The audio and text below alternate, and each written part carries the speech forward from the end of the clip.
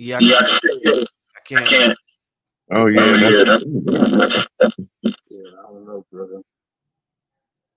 Uh, yeah, usually they let me change some settings or something. It's just We gonna go back to you. We gonna to Jay. What's happening, my brother? Peace, family. How y'all doing? Right. How you doing? What's going on with you? Doing well. What's happening with y'all? All right. Mhm. You just finished smoking this, son, man? Nah, man, I'm Okay. good. I'm good. I'm actually sitting here working on some homework with my dog. Excellent. What's going on, brother? What's your question? So I've been recently watching, been following you, Brother Rich, for a while, and then started watching you, uh, going back, watching old videos with Rod and stuff, and got a lot of questions. But one question I've been wanting to get answers from is, what would you say is the best way to trace your etymology? You know, like I got families that's got a direct lineage to the Gullahs and to the Choctaw. And so it's like, what would you say is the best way for me to like not just trace it, but also even like in my family so that they could want to help me trace it as well? Well, one of the things that waking it up in your family. Most of us family members is not interested.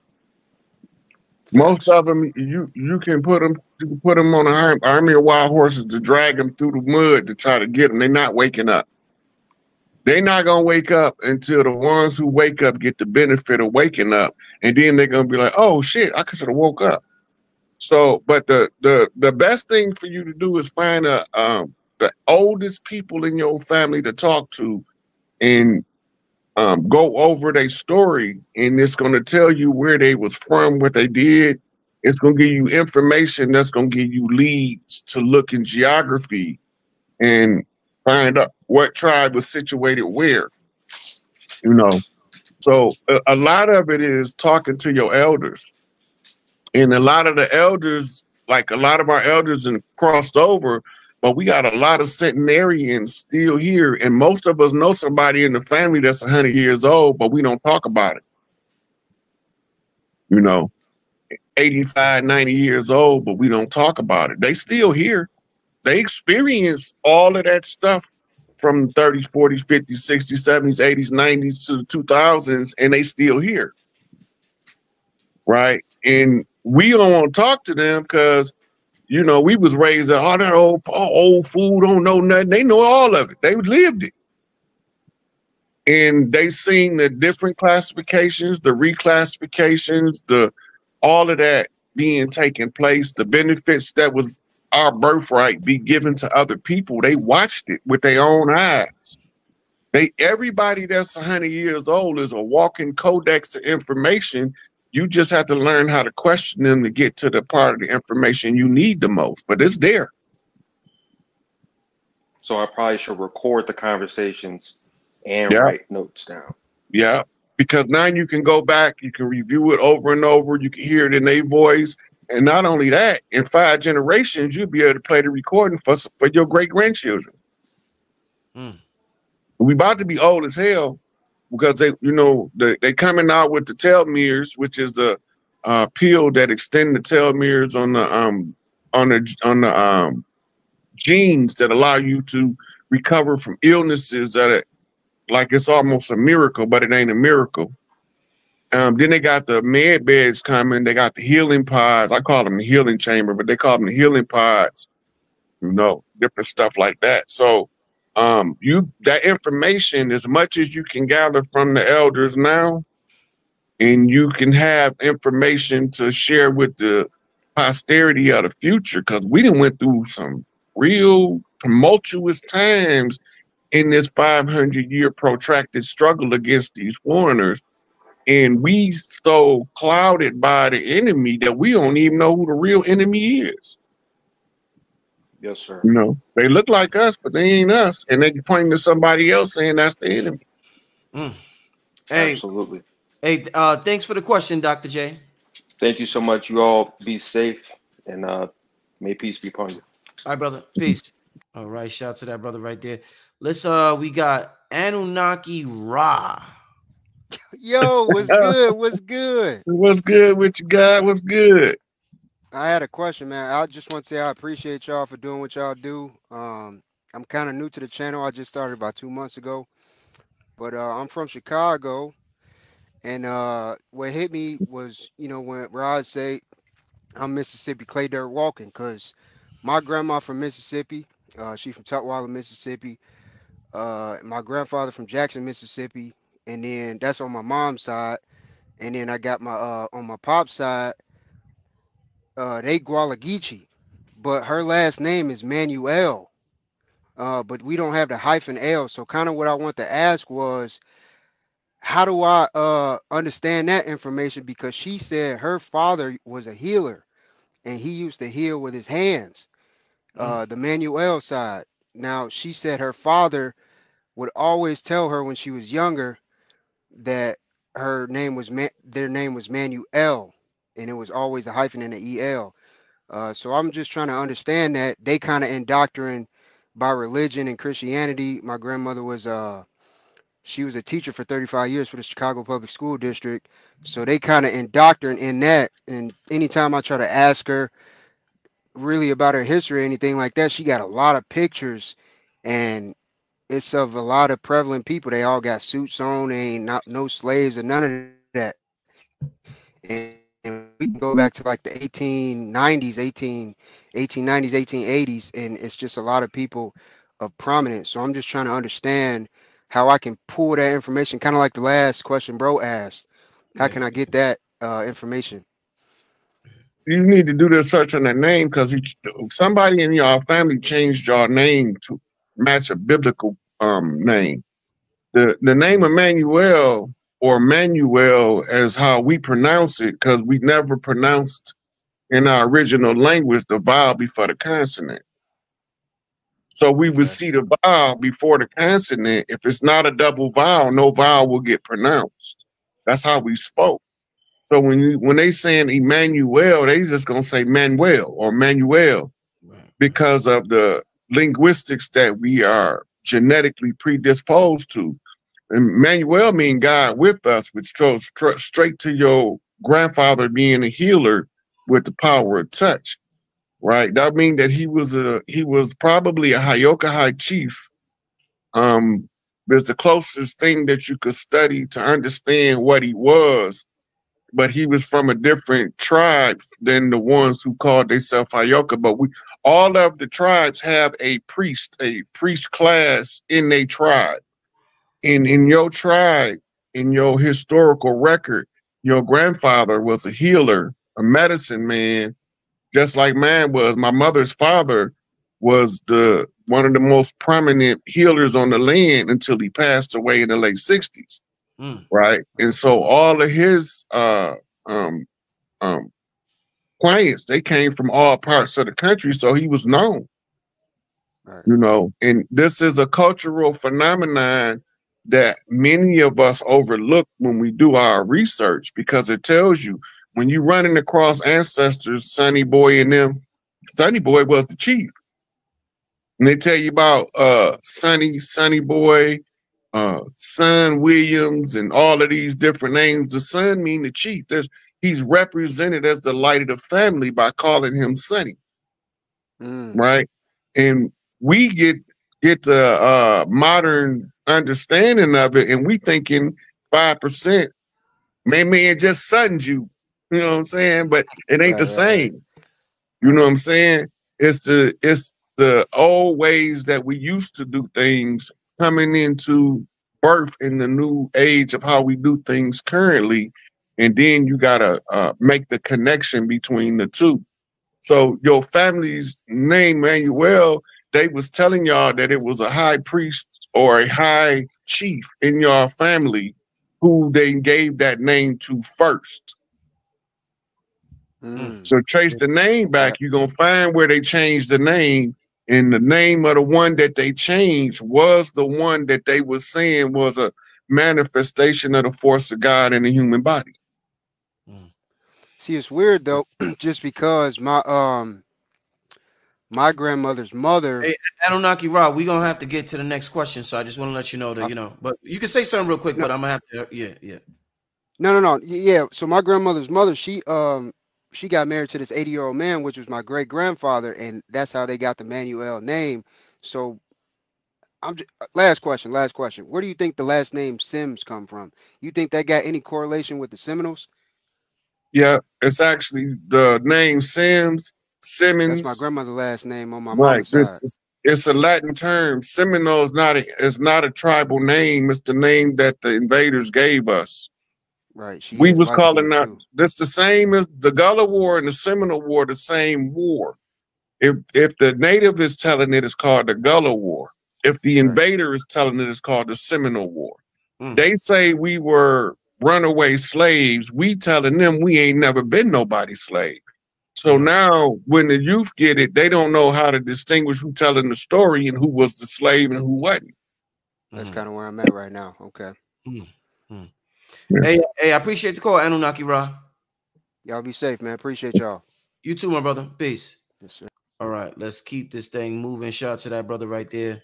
Let's get a sister on here. I see we got Ash in the back. What's going on, Ash? What's your question, sister? Peace. What's up? What's up? What's good? How you guys doing? All right. Good. What's going on? Hey, what's up, Rod? I always love when I catch your shows, man. You always bring in that knowledge, that fire.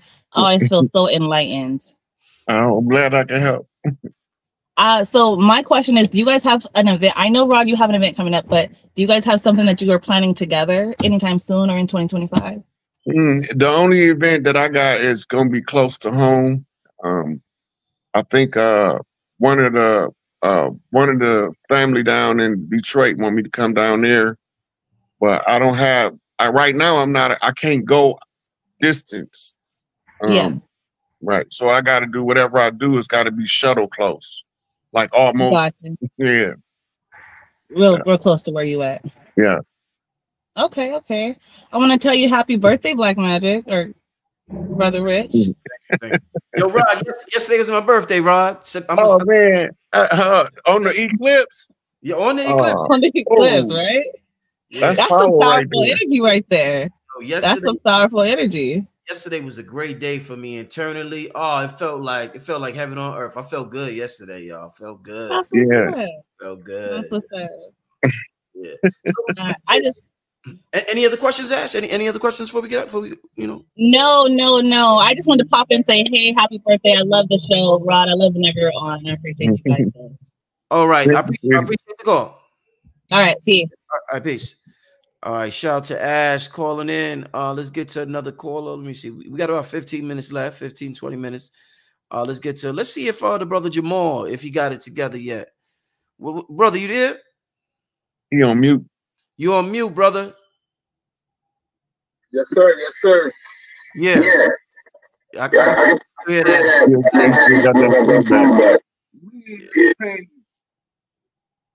I don't know what's going on, brother. I'm gonna move away from this Bluetooth device, but I turned it off. Why don't you turn off? I'm on the phone. You on the phone? Yeah. Man. We have to get back to that, brother. I don't want to. We're gonna have to get back to you, brother. You still there, brother? But we're gonna get back to you. I just want to hurry up and get some more folks up in here. Let's get to we got Santos. Santos, are you there? Yeah. Hey, how you doing, sir? Yes, Santos. Is there any way? Hey, brother Rod.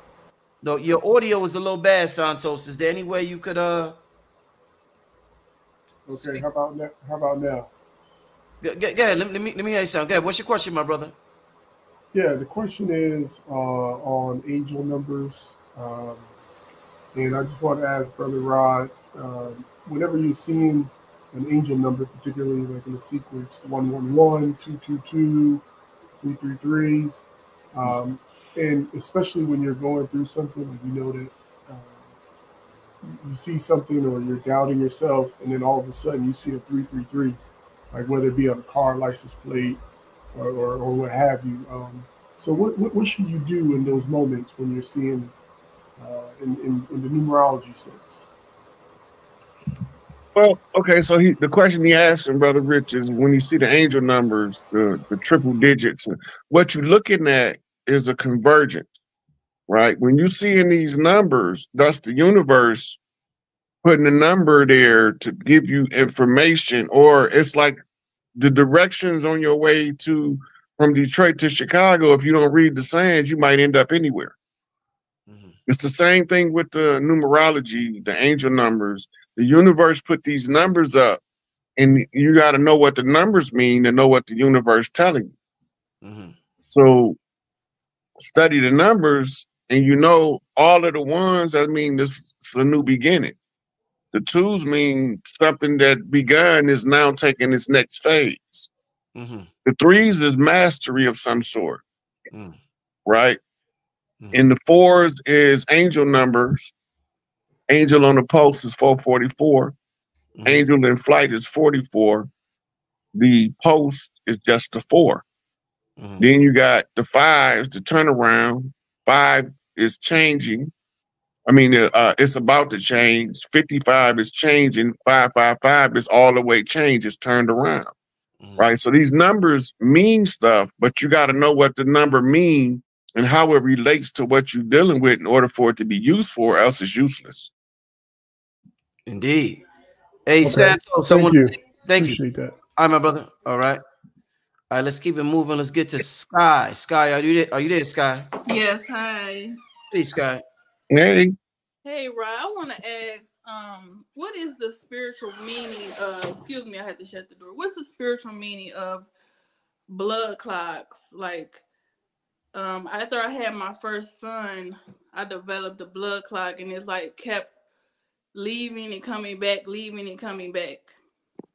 That's physiology more than spiritual, right? So it depending on where the blood clots coming at, but it's normally a health related issue right after birth when you have recurring blood clots. But once you know what the cause of the clotting is, then you can start to read what the spiritual signature that underlies either the part of the body or the limb or wherever the clot is settling at. You can then translate, but without knowing like the cause of the clot, you can't translate. You need the cause, the location. It's just like GPS, right? It's the 3 parts to triangulate in on what the cause is. Okay, yeah, because it's in the right leg, but they did blood testing and they said it could have came from pregnancy because they said they don't see that it came from like a factor 5 or anything like that, so they don't even know. So normally what's happening with the pregnancy, if the pregnancy is triggering blood clots, is that your child's DNA and your DNA is clashing and you clot to contain it if it's directly related to the birth. Okay. Thank you. You're welcome, sweetie. All right. Thanks for the call, sis. All right, Rob, peace. All right. All right, let's get to we got Tamara. Let's get to another sister. We got Tamara here. Tamara, what's going on, Tamara? Tamara, you on mute. You on mute, Tamara. Tamara, you on mute. You have to unmute your mic. Okay. There you go. There you go. Okay, got you. Thank you. All right. Hi, how you doing, Brother Rich? How you doing? How you doing? How you doing, sweetie? Question here. Okay, I've been doing some automatic writing. You have the raw material. Oh shit! Damn. What can you tell me about the raw material? Because I did like some automatic writing. I did it like 3 times, and then all of a sudden I kept getting raw here and there. And then I spoke with someone else. They had the same experience. And then that's when I looked up videos, everything. And then all of a sudden it just came up with the raw material and how a lady was able to channel the ancient astronaut and talking about the long point. Yeah, so they had the lady laying in hypnosis with, I think, the Bible over her head while she channeled the raw messages, right? They're also got a set of material called the Seth material that's done pretty much the same way, right? Jane Roberts. Right. So these are channels of thought forms that's still in the ethers that's always been there. And what they're doing is you becoming a conduit by which this energy can express itself, right? When you talk about Ra as an energy, we talking about, for lack of a better way, the UV rays. They are the coding system for the upgrades of the planet that comes in cycles. As you move close to the cycles, the somebody somewhere on the planet is going to tap into the frequency to download the raw energy again. This is the temple priests of ancient Atlantis, ancient Kemet, ancient India. The temple priests used to do it in seclusion. Now we are moving to a collective awakening where all of the knowledge cannot be concentrated on one individual in one location, and the world have to revolve around that individual. Now we go into what's like open source data where everybody can tap into the great egregore or the universal mind. And according to your genetic frequency, you will be able to download the information that the universe has tailor-made for every individual. Yours is for you, mine is for me, Brother Rich is for Brother Rich. And then we get put together to weave this tapestry of information for other people to have their sparks of awareness, you know. That's powerful. So you study the raw material because you have a particular personal message that's related only to you and your bloodline. And by you studying the raw material, the message is going to materialize. It's like cream rising to the top. The more you study it, the more the message you was intended to get becomes apparent based off your character, your personality, and information that's coming through and how they sync together. You know, so it's a whole lot of other channel materials out there. I don't want to give too many of them because some people would drive themselves crazy trying to jump cross bloodlines before they downloaded their own. Hey, well, Tamara, I appreciate the question. Tamara, let me see that book real quick before you get out. Let me see that book because I never got that book, but I always hear about it.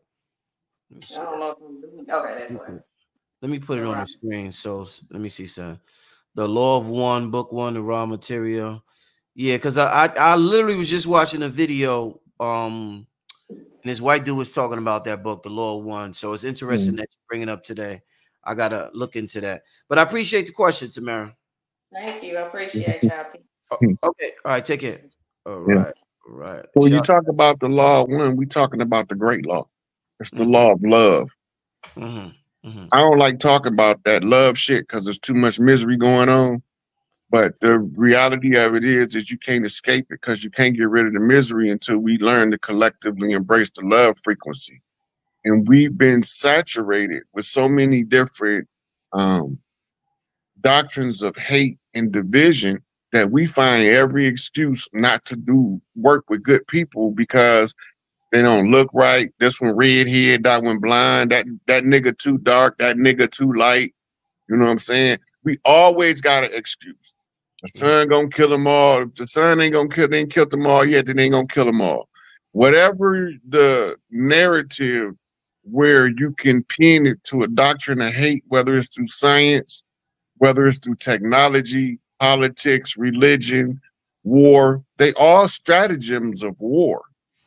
It's only to keep you from ever realizing that at the end of the day, when we get to the conclusion of this great story, it's going to be one individual sitting there having all of these different ideas as a different person personified throughout the annals of history that comes back to the one in the end, the law of one.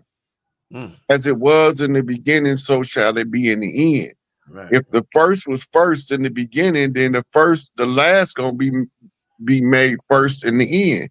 It's the same thing. It's just a flipping of the system, flipping of the cycles, the changing of the yugas, the year, the great calendar. None of this is new. Like when you read Michael Cremo's book, Forbidden Archaeology, and he get to asking question about artifacts that's older than stuff that they telling us is old. Like that ain't even old. What about this 5 million year old footprint they found in California? That's obviously a boot. You don't want to talk about that. What about this 2.5 million year old spark plug they found some drilling for oil some hundreds of thousands of feet down? It had to be millions of years according to the geology and the strata and how they determine date by strata. So when they start asking these type of questions, modern science is stumped because they only start history at 6,000 years ago. They don't start history before then. When they start history, when they start talking about before 6,000 years, they start giving it fancy names like antediluvian or pre-antediluvian, all of this type of shit. But the reality is we do this because we eternal. We create conditions and circumstances for experiences for an eternal being to experience itself as it goes through eternity. Otherwise, you'd be guys sitting there by yourself doing nothing on top of a mountain, watching nothing. Right, right. And that what kind of life is that? When you can get down into the ghetto and engage with the paupers. Some of the guys is literally sleeping in cardboard boxes behind the liquor store or in the subway on Skid Row. The guys is there because the strongest ones had to be the infrastructure, the foundation on which everything else is built. But when they get their awakening and source tell them, okay, now it's time to change the system, then they can't stay pauper guys no more.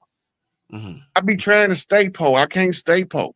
The universe keep telling me it's coming, but it ain't time yet. But we ain't gonna let you be in poverty because the pauper guy energy is reading the spiritual script raw and uncut. And it's the most disturbing shit you ever want to experience when you first start experiencing it. But as you go through it, you be realizing, wait a minute, this ain't new. I did this before. When did I do this? And then you start contemplating on when did you do this? When did I see this? Then your life start rewinding in cycles. Right, right. Then your collective lives start opening up to you. Right? So this is your awakening. We did this. This ain't new. None of this is new. It's just a chapter of misery. And if you don't feel like you don't want to be here, you didn't experience the chapter of misery. The ones who experienced it is the ones who suffered the most. That's who was intended to suffer.